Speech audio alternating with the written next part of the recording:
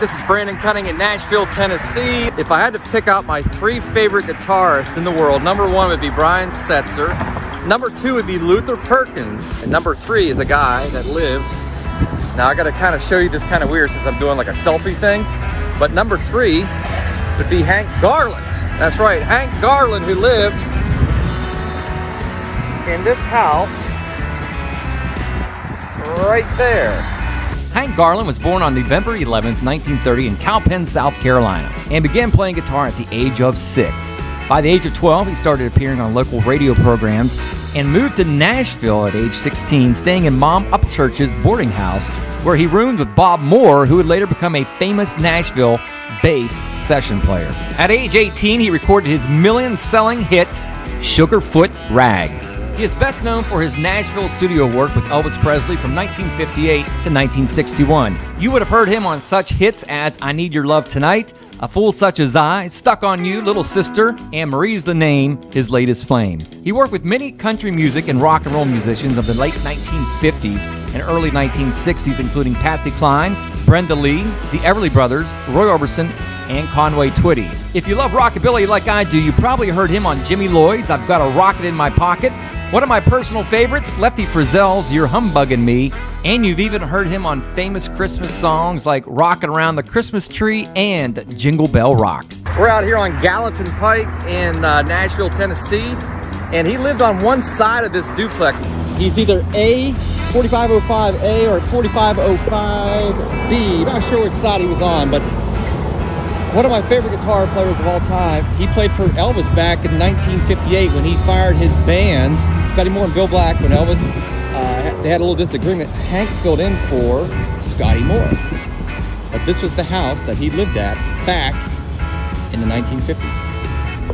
He played with Charlie Parker in New York and went on to record the album Jazz Winds from a New Direction. Now, this session took place in Nashville in 1960, making it the very first jazz album ever recorded in Nashville. That same year, Hank, along with other members of the Nashville A-team of session players, was invited to perform at the Newport Jazz Festival. The group included Chet Atkins, Floyd Kramer, Boots Randolph, Buddy Harman, and his old roommate on bass, Bob Moore.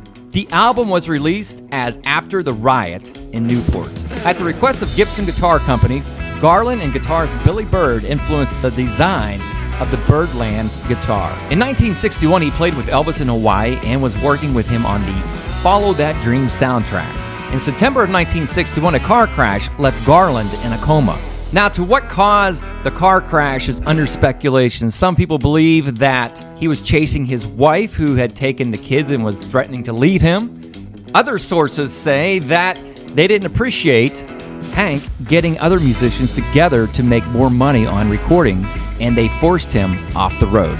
He regained consciousness and recovered with the help of his wife Evelyn and 2 daughters, but the brain injury sustained from the car accident left him unable to return to the studios. He received over 100 electroshock therapies. Even Johnny Cash brought him in for some sessions, but the recordings were never released.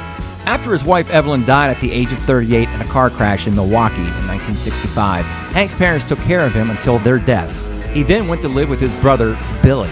He died in Orange Park, Florida on December 27, 2004.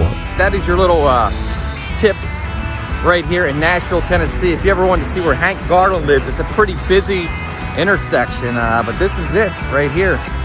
Nashville, Tennessee. Hank Garland would have been living at this house at the peak of his career as a Nashville session musician, and before he and his wife would eventually move over to Graycroft Avenue in 1960. If you would like to know more about Hank Garland, I would suggest watching a movie made about his life in 2008 titled Crazy.